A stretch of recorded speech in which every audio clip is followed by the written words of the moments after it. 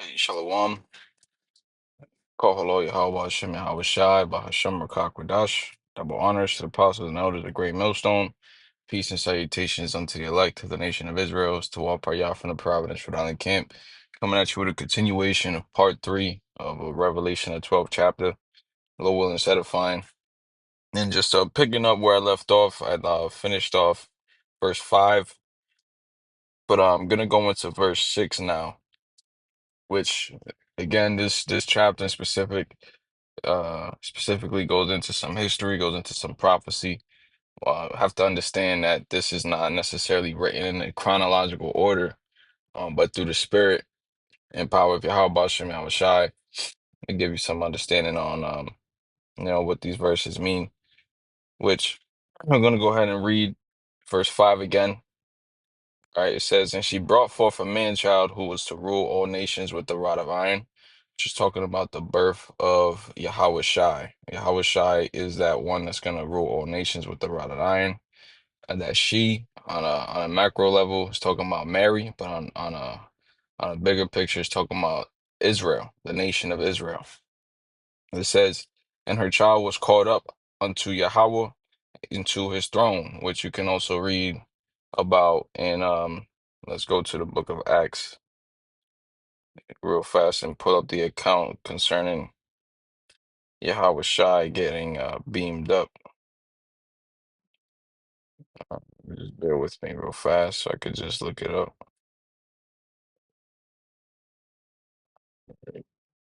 Let me do this real quick because of this wording. I don't like the font size. I'll put some space there. All right. I think it might be Acts. Yeah. Acts chapter 1.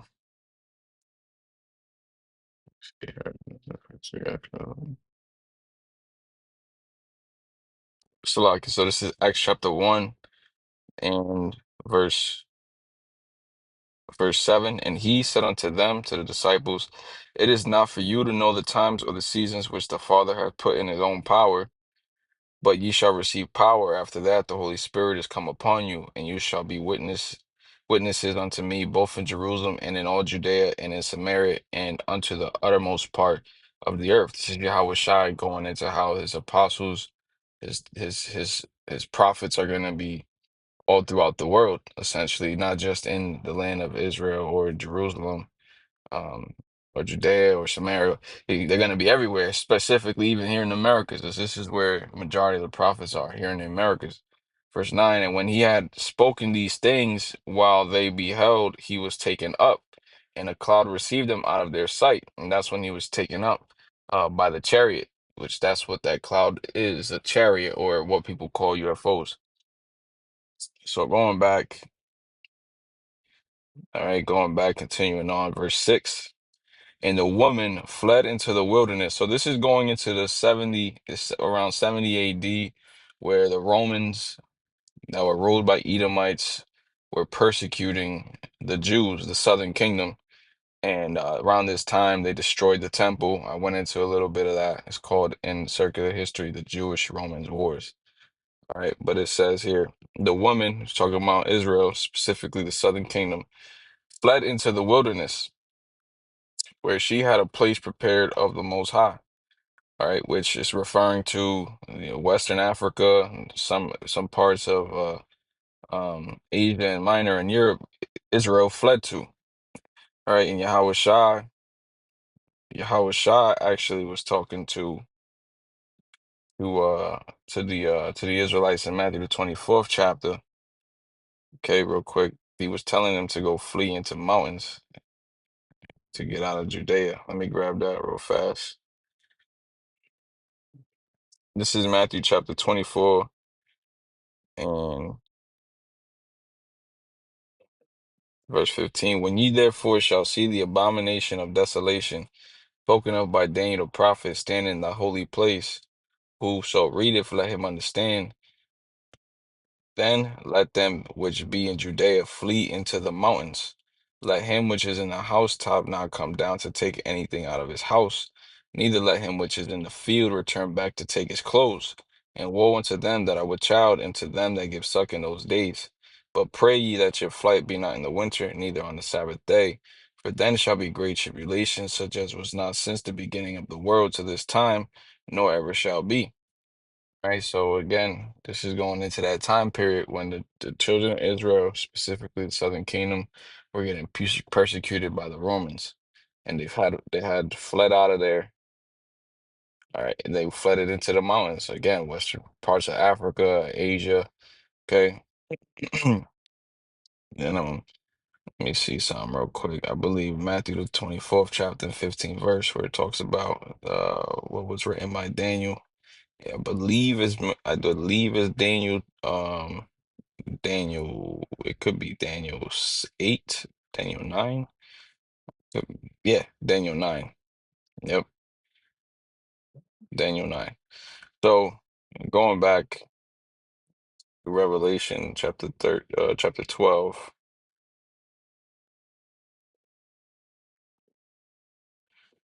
Revelation chapter 12 and 6. And the woman fled into the wilderness where she had a place prepared of Most High that they should feed her there 1,203 score days, which that's also going into America, right? During the transatlantic slave trade. The America is a place prepared. All right. And we were being we were being preserved by our enemies essentially to continue working for them, which is, why it says that we shall be fed. Like, you can't have any slaves if you don't take care of them, right?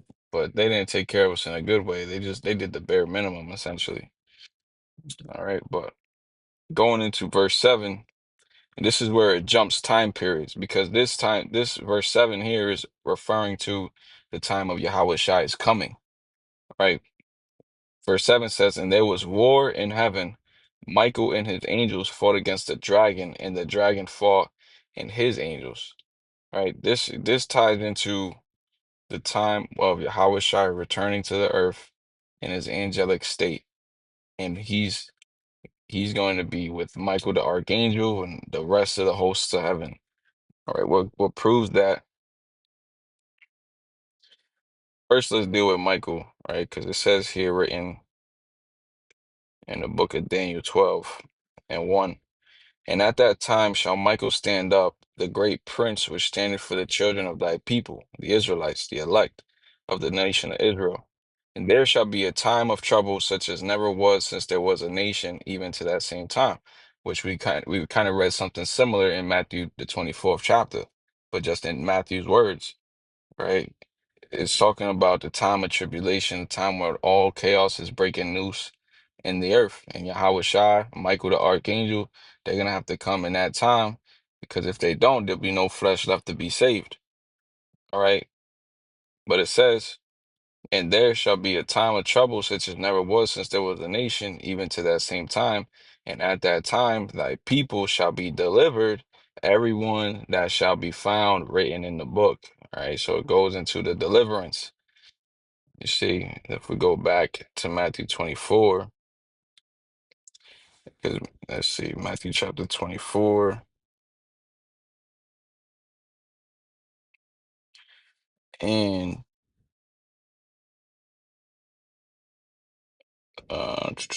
this is Matthew chapter 24 and verse 30. And then shall appear the sign of the Son of Man in heaven, and then shall all the tribes of the earth mourn, and they shall see the Son of Man coming in the clouds of heaven with power and great glory. Those clouds are referring to the chariots, okay, the so-called UFOs. And he shall send his angels with a great sound of a trumpet, and they shall gather together his elect from the four winds from one end of the heaven to the other. So that's what's talking about, that's talking about the coming of Yahweh Shai and how Yahweh Shai is not coming alone. Now, let's go into what it means when it says Michael and his angels fought against the dragon, and the dragon fought his angels. That's referring to the military of this dragon, of this devil Esau Edom, and he's not going to be alone. He's going to be fighting alongside the heathen military. Okay, and what we can go to read about that is in Second Ezra, the 13th chapter. All right, which let's go real quick. It's a pretty lengthy chapter, but I'll just pick a couple pieces out of it. Um, we can read Second Ezra chapter 13 and verse 5. It says, "And after this I beheld, and lo, there was gathered together a multitude of men out of number from the four winds of the heaven to subdue the man that came out of the sea." That man that came out of the sea is Yahweh Shai. All right, so these men that came together are the militaries of the earth. It says, "But I beheld, and lo, he had graved himself a great mountain and flew upon it. But I would have seen the region or place whereout the hill was graven, and I could not. And after this I beheld, and lo, all they which were gathered together to subdue him were sore afraid, and yet durst fight." So these devils, they're gonna see Yahweh Shai and gonna be afraid of the coming. However, it's gonna be put in their spirit to try to fight, which is going into what we read here in Michael in Revelation 12 and 7. Okay, where it talks about Michael and his angels fighting against the dragon and his angels. See? So let's keep reading just a little bit more. "And lo, as he saw the violence of the multitude that came, he neither lifted up his hand, nor held sword, nor any instrument of war, but only I saw that he sent out of his mouth as it had been a blast of fire, and out of his lips a flaming breath, and out of his tongue he cast out sparks and tempests. And they were all mixed together, the blast of fire, the flaming breath, and the great tempest, and fell with violence upon the multitude which was prepared to fight, and burned them up every one, so that upon the sudden of an innumerable multitude nothing was to be perceived, but only dust and smell of smoke.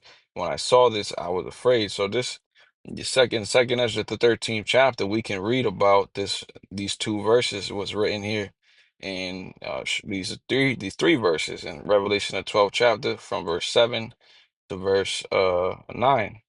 All right, let me read it again. Revelation 12 and 7. "There was war in heaven. Michael and his angels fought against the dragon, and the dragon fought and his angels, and prevailed not. Neither was their place found any more in heaven," which is talking about what? They were taken from their throne. They were taken from the seat of their power.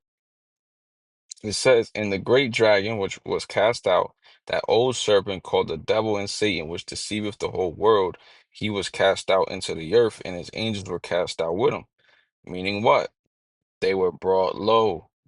There were no more those rulers in the earth, because that's what Yahweh Shai is coming to do. He's coming to take the wicked out of their rulership.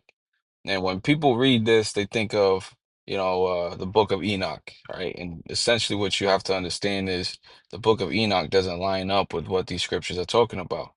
Because if you go into that book specifically, it tries to give you the idea that these demons have rebelled against the Most High and have been casted out of heaven. And it's basically a whole thing between Satan and the Most High Yahweh, which it can't be. It can't be true. Why? Because if you read in the book of Job, you can read an encounter between the Most High and Satan. So it doesn't make sense. Okay, you can read an encounter between the Most High and Satan in in the spirit world, in heaven. Okay. Um, I'm gonna read verse 10. It says, "And I heard a loud voice saying in heaven, Now is come salvation and strength in the kingdom of our power, and the power of his anointed. For the accuser of our brethren is cast down, which accused them before our power day and night." And who is this referring to? This is going into the Edomites. The Edomites are getting to the point where they're no longer gonna have their power structure. They're gonna lose it all. They've been they've been accusing the so-called Negroes, Latinos, and Native Americans of doing the outlandish things when he's putting them in a position and situations where they are forced to be doing outlandish things. And essentially the Most High is not gonna he's not gonna have mercy on these devils to the point where the Edomites are gonna be extinct. They're gonna be completely wiped out. All right. And then you can read about that in the book of Obadiah. Obadiah talks about it. So I'm gonna cut it there and do another continuation, a couple more verses there. But Lord willing, this was edifying. Give all praises, honor, and glory to Yahweh, Ba'ashem Yahweh Shah, Ba'ashem Rakakwadash. Shalom.